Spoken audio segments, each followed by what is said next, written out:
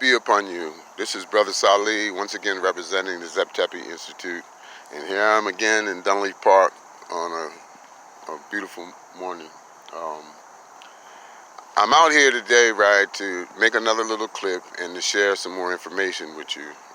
I've sent out a couple clips already that talked about the essential knowledge of this time that we need is the knowledge of meditative trance, to learn how to dial into ourselves and to get past the knowledge of self being just some slogan, but to actually be an actual practice and an actual science that will allow us to explore the dimensions of our inner being.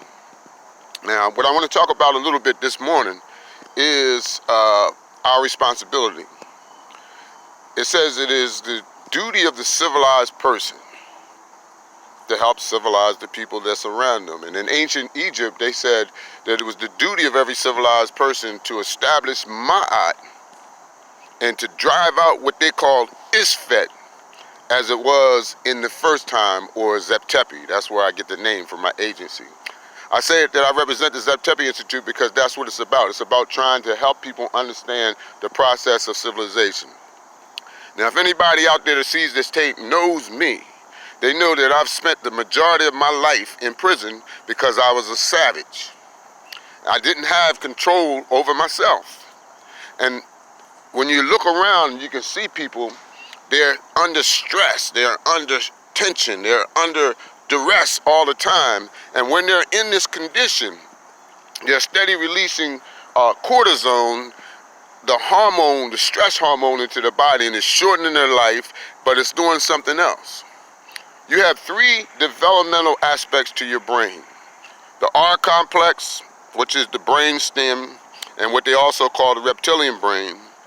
A little cap that goes on top of it that deals with all your emotions and desires called the mammalian brain. And then over top of it, you have the cerebral cortex and the prefrontal lobe, which have to do with decision making and higher cognitive processes.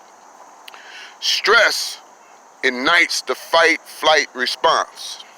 And when that happens, the fight-flight response, think about it, when something comes and startles you, you don't think about it, your body automatically takes over, and what happens is adrenaline and all those kinds of things pump into your system. You get a surge of energy to be able to fight or flight. Imagine being in environments where people are shooting and committing crimes against each other and beating each other up. What kind of stress does that create on them? And what it does is cause them to be dominated by the R complex or the reptilian brain. And they live their lives out without fully experiencing that part of them that's the higher part of themselves. The Honorable Elijah Muhammad, I remember studying and beginning my studies. I used to study and read a lot of stuff, and then I would write pamphlets. And I remember one time I wrote this pamphlet. And on the front of it, I had a picture of the Sphinx, but I had superimposed the head and the crown and face of the Honorable Elijah Muhammad on there. And I had on top of it the words Sun Quran Elijah Muhammad. And it actually meant to breathe the breath of Elijah Muhammad. Now, what am I getting to by this? I want you to understand that our ancestors had a science.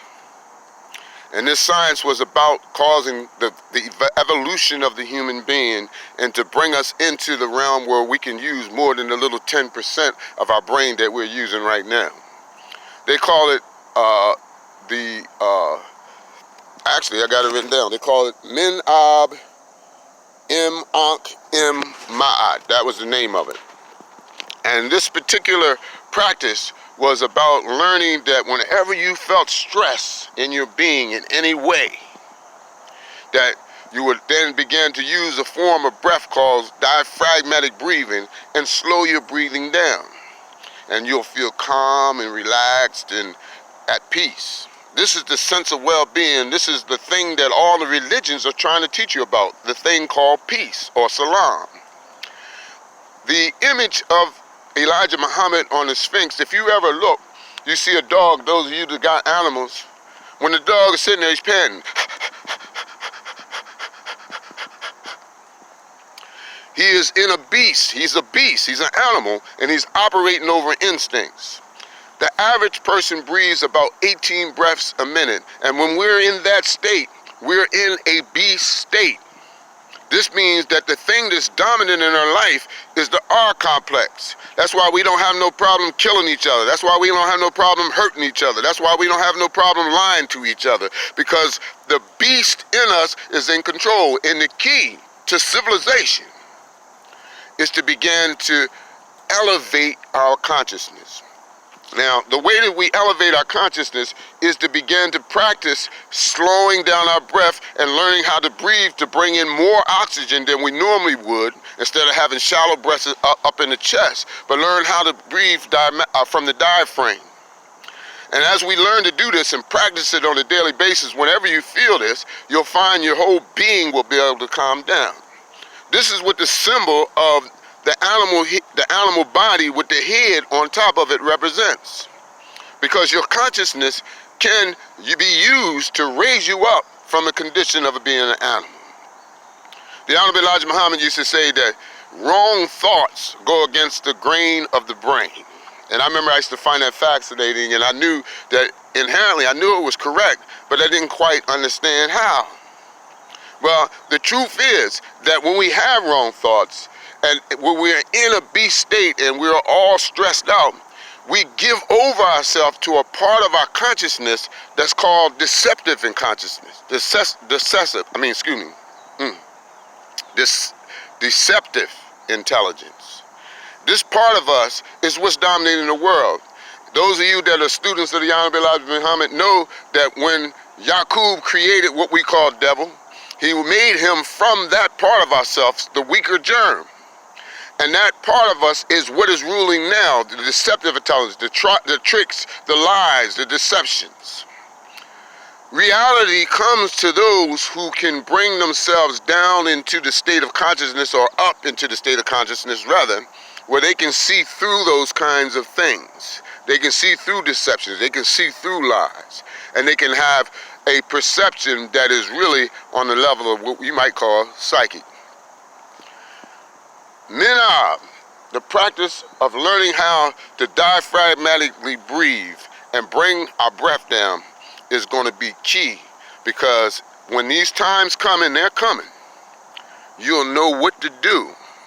The Honorable Minister Louis Farrakhan is working hard right now to try to teach members of the Nation of Islam about deceptive intelligence and try to get us into some higher knowledge of self, higher than the ones that we've had, and past the slogans and the signs and the rubber stamps and bumpers that we've been presenting, into true knowledge of self. And this is our purpose. This is Brother Salih. I just wanted to share a little something this morning. We'll go in detail as time comes. Thank you for listening. Assalamu alaikum.